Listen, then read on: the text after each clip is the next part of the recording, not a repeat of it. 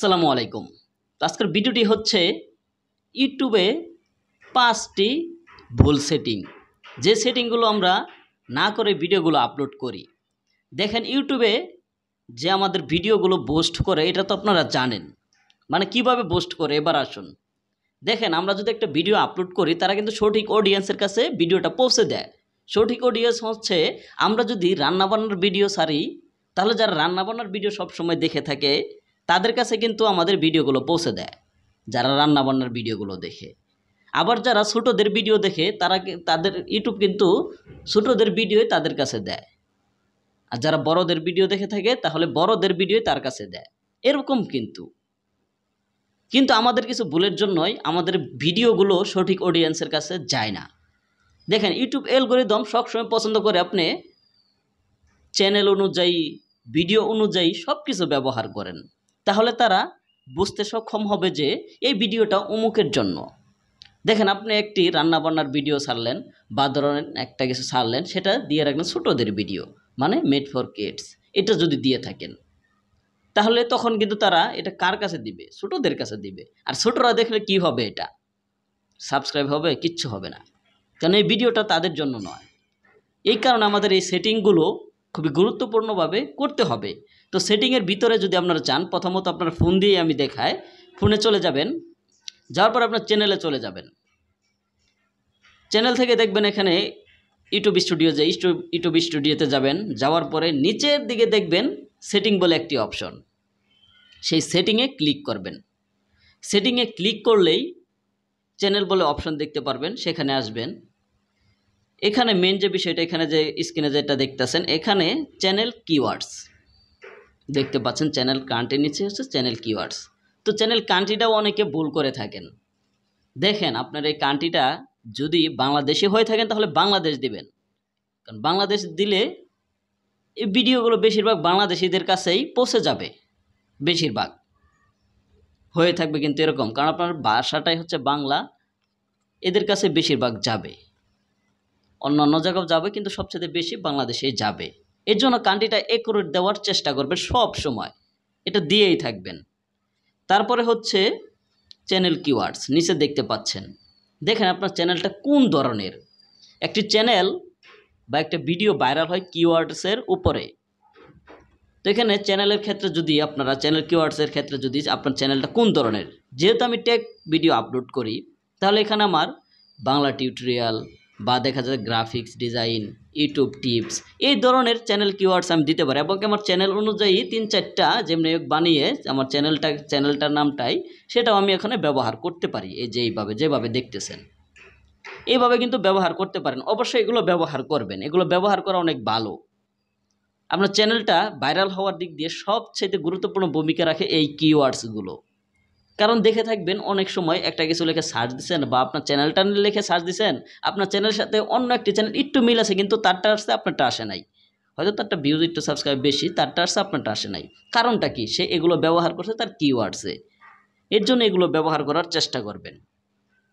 তারপরে যদি আপনারা আপলোড ডিফল্টে আসেন, এখানে যে সেটিংটা, এখানে ভিডিও সর্বপ্রথম যে এটা 3টা সিস্টেম দেখতে পাচ্ছেন, এখান থেকে আপনাদের সিলেক্ট করতে হবে যে কোনো একটা। এটা আপনার ভিডিও আপলোড করার ক্ষেত্রেও সিলেক্ট করতে পারেন, কিন্তু আগে থেকে করা থাকলে সবচেয়ে বেশি ভালো হয়।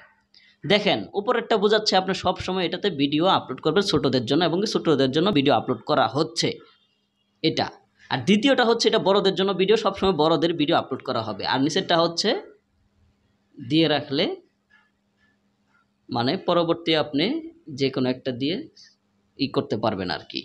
যেসব ভিডিও আপলোড করবেন তখন যে কোনো একটা সিলেক্ট করে ভিডিওটা আপলোড করবেন, কিন্তু এখান থেকে 2টা থেকে যে কোনো একটা সিলেক্ট করা সবচাইতে উত্তম।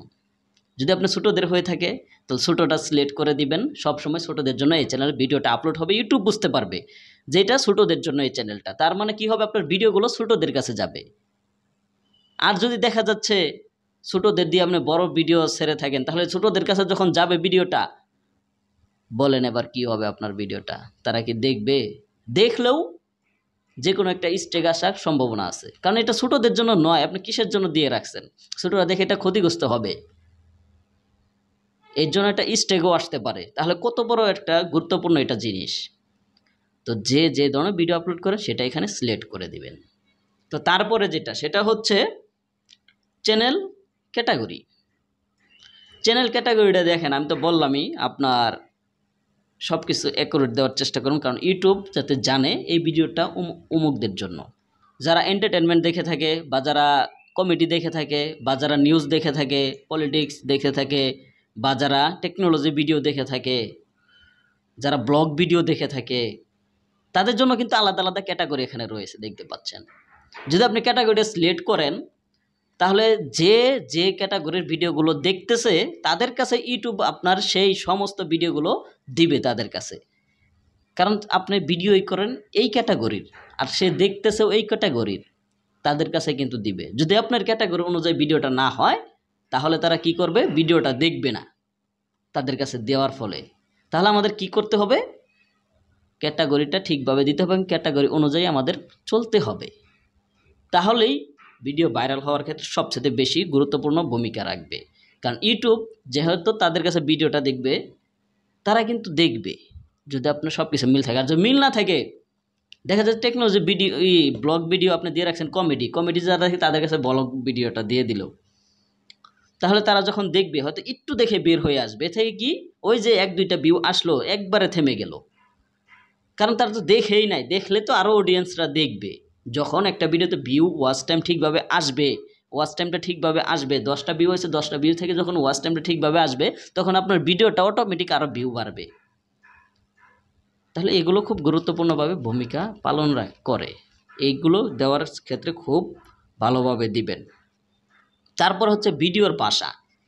দেখেন ভিডিও কিন্তু আপলোড করেন, যেহেতু ভাষা রয়েছে, ভাষার কিন্তু যে কোনো একটা কাজ রয়েছে, ইউটিউব এগুলো দিছে, দেওয়ার ফলে যে কোনো একটা কিছু ভালো দিক রয়েছে, এমনিতে দেয় নাই কিন্তু। এখন আমি দেখে থাকি ভিডিও বাংলা ভাষা, আপনি ওখানে ইংলিশ দিয়ে রাখছেন, বেশিরভাগ আমি বাংলা দিয়ে দেখে থাকি, হয়তো 2-1টা ইংলিশ বা হিন্দি দেখে থাকি, এর জন্য 2-1টা আসে। আপনি টেক ভিডিও আপলোড করেন, এখন কোন ভাষায় সেটা তো সিলেক্ট করতে হবে। আমি তো হিন্দি যদি দেখে থাকি তাহলে আমার কাছে হিন্দি ভিডিওগুলো আসবে, কারণ ল্যাঙ্গুয়েজ হিন্দি সিলেক্ট করা এখানে দেখতে পাচ্ছেন।